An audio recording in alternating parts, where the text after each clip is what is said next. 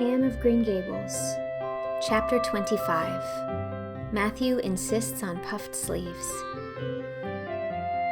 Matthew was having a bad 10 minutes of it. He had come into the kitchen in the twilight of a cold, gray December evening and had sat down in the woodbox corner to take off his heavy boots, unconscious of the fact that Anne and a bevy of her schoolmates were having a practice of the Fairy Queen in the sitting room. Presently they came trooping through the hall and out into the kitchen, laughing and chattering gaily.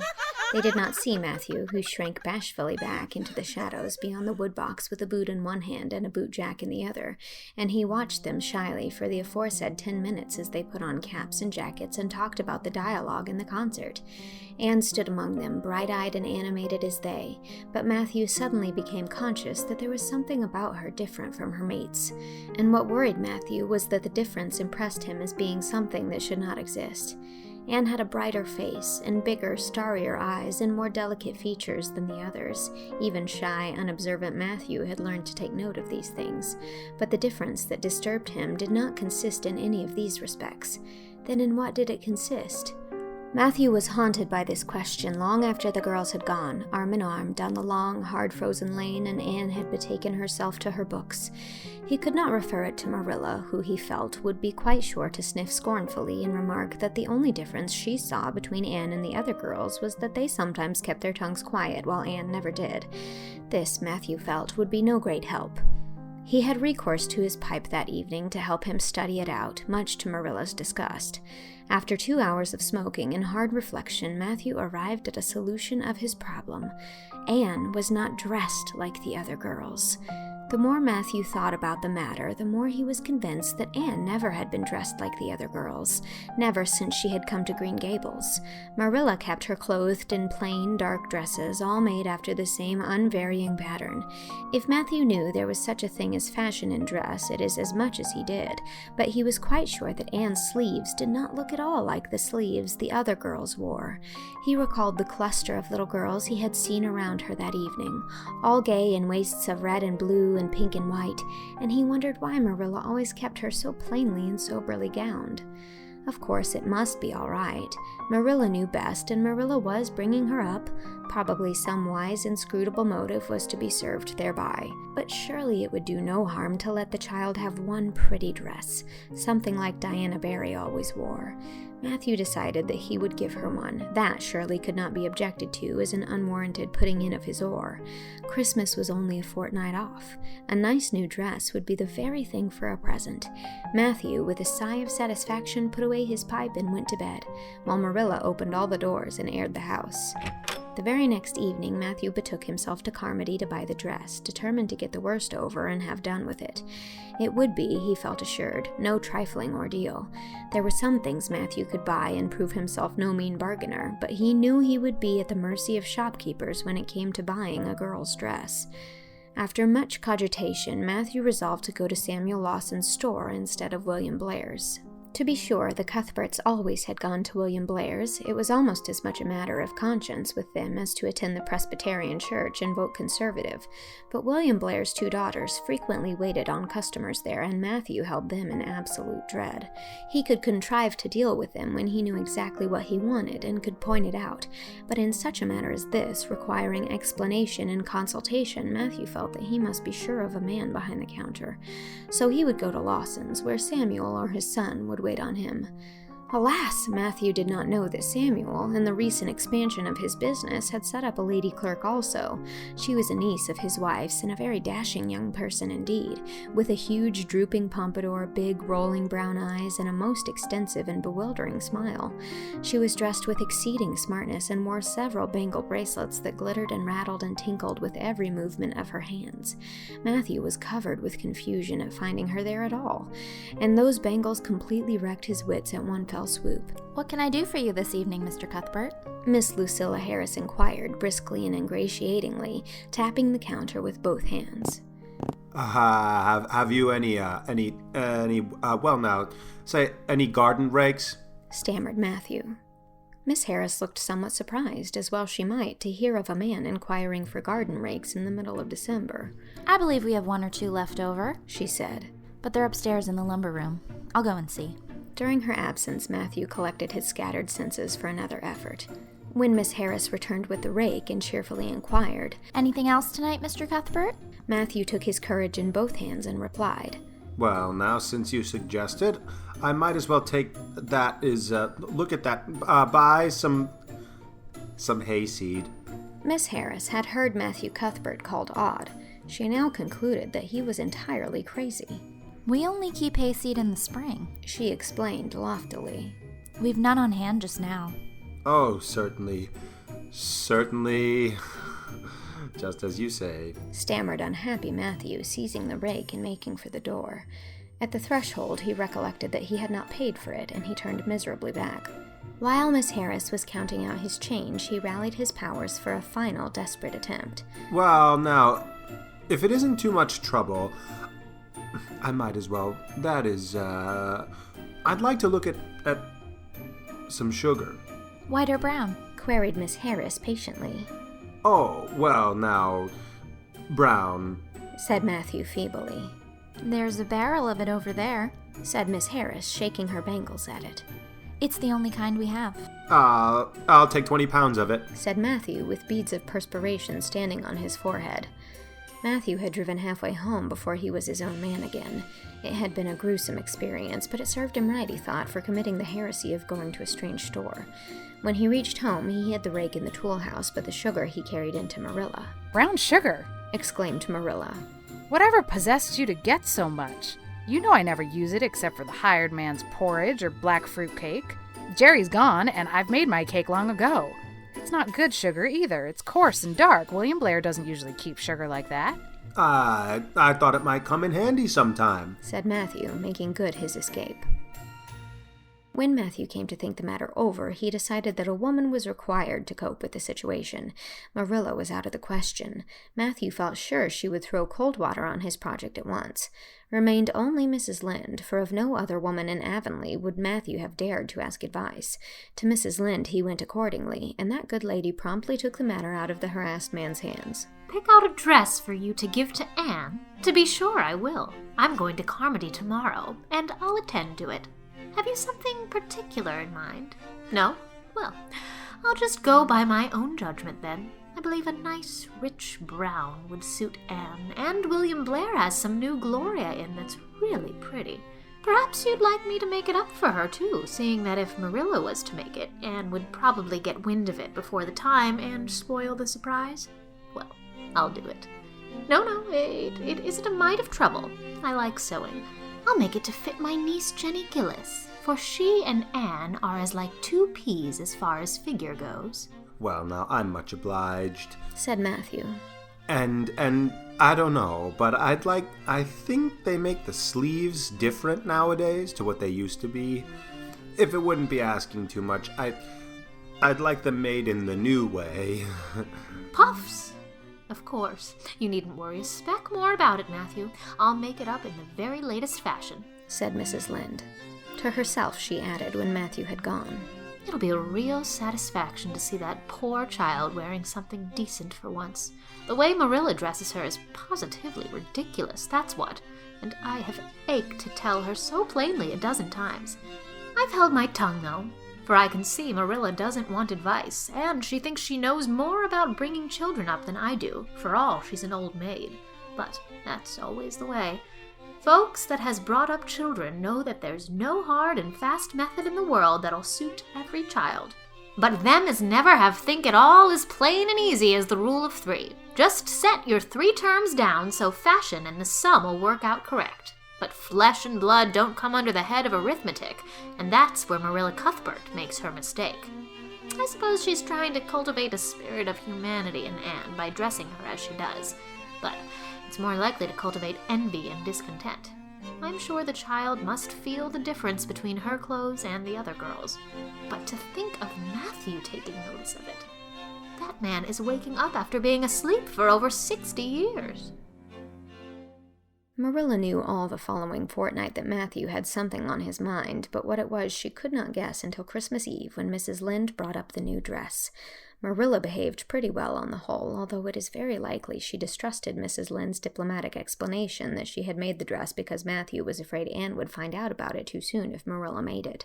So this is what Matthew has been looking so mysterious over and grinning about to himself for 2 weeks, is it? She said a little stiffly but tolerantly. I knew he was up to some foolishness. Well, I must say I don't think Anne needed any more dresses. I made her 3 good, warm, serviceable ones this fall, and anything more is sheer extravagance. There's enough material in those sleeves alone to make a waist, I declare there is. You'll just pamper Anne's vanity, Matthew, and she's as vain as a peacock now. Well, I hope she'll be satisfied at last, for I know she's been hankering after those silly sleeves ever since they came in, although she never said a word after the first. The puffs have been getting bigger and more ridiculous right along. They're as big as balloons now. Next year, anybody who wears them will have to go through a door sideways. Christmas morning broke on a beautiful white world. It had been a very mild December, and people had looked forward to a green Christmas, but just enough snow fell softly in the night to transfigure Avonlea. Anne peeped out from her frosted gable window with delighted eyes. The firs in the haunted wood were all feathery and wonderful. The birches and wild cherry trees were outlined in pearl. The plowed fields were stretches of snowy dimples, and there was a crisp tang in the air that was glorious. Anne ran downstairs singing until her voice re-echoed through Green Gables. Merry Christmas, Marilla. Merry Christmas, Matthew. Isn't it a lovely Christmas? I'm so glad it's white. Any other kind of Christmas doesn't seem real, does it? I don't like green Christmases. They're not green. They're just nasty faded browns and grays. What makes people call them green? Why, Matthew! Is that for me? Oh, Matthew!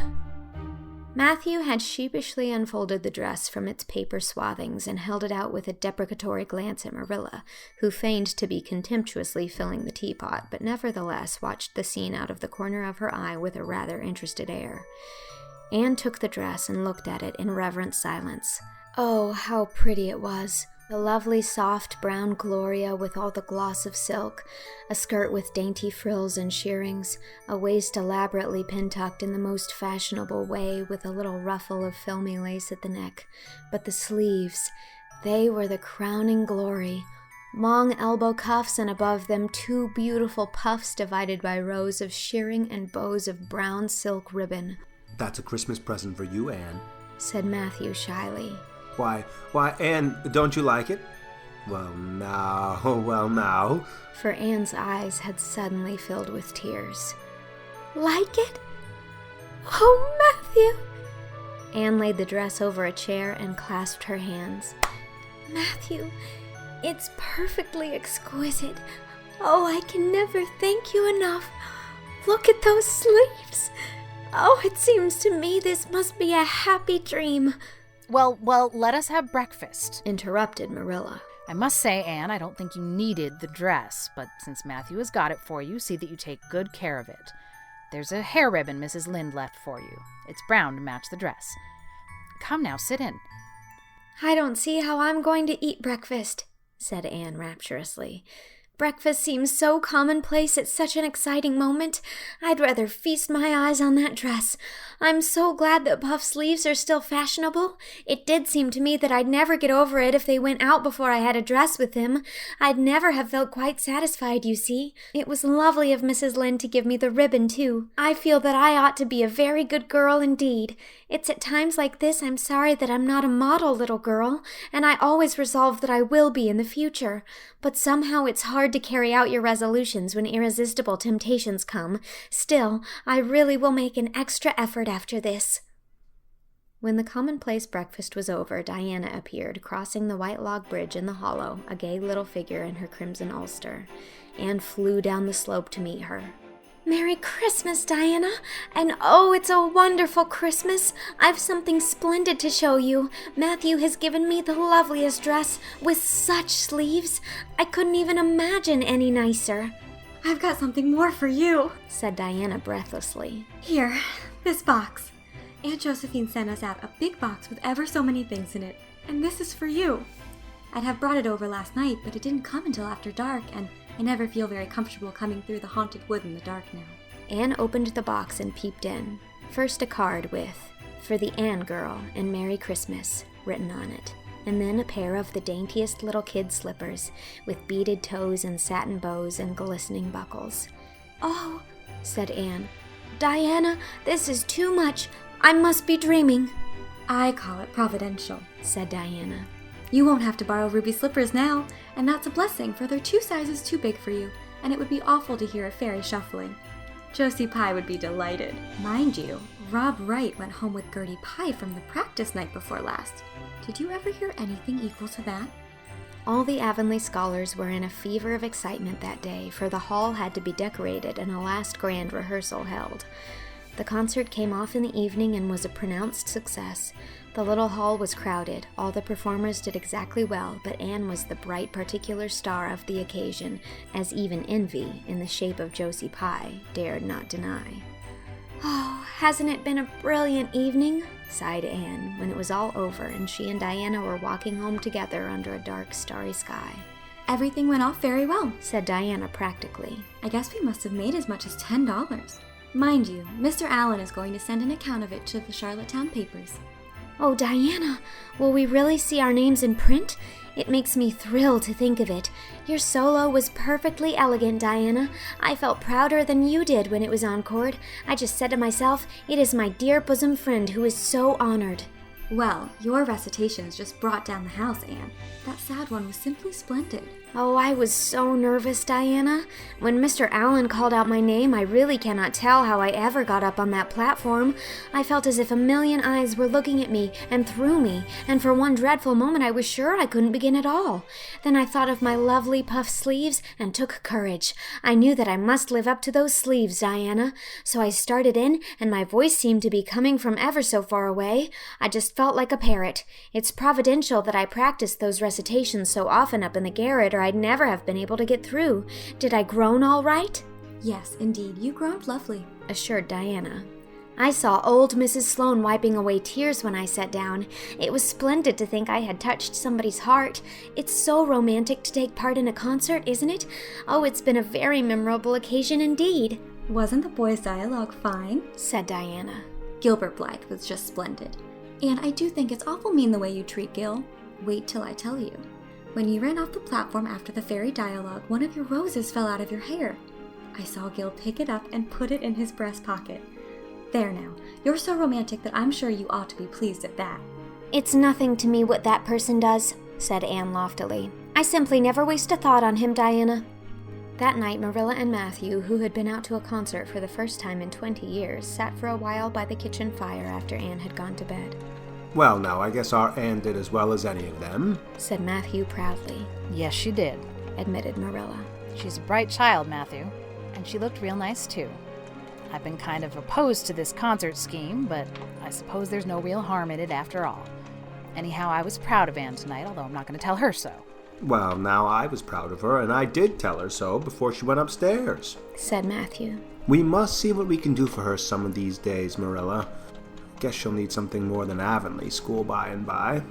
There's time enough to think of that, said Marilla. She's only 13 in March, though tonight it struck me she was growing quite a big girl. Mrs. Lynde made that dress a mite too long, and it makes Anne look so tall. She's quick to learn, and I guess the best thing we can do for her will be to send her to Queen's after a spell. But nothing need be said about that for a year or two yet. Well, now, it'll do no harm to be thinking it over off and on, said Matthew. Things like that are all the better for lots of thinking over.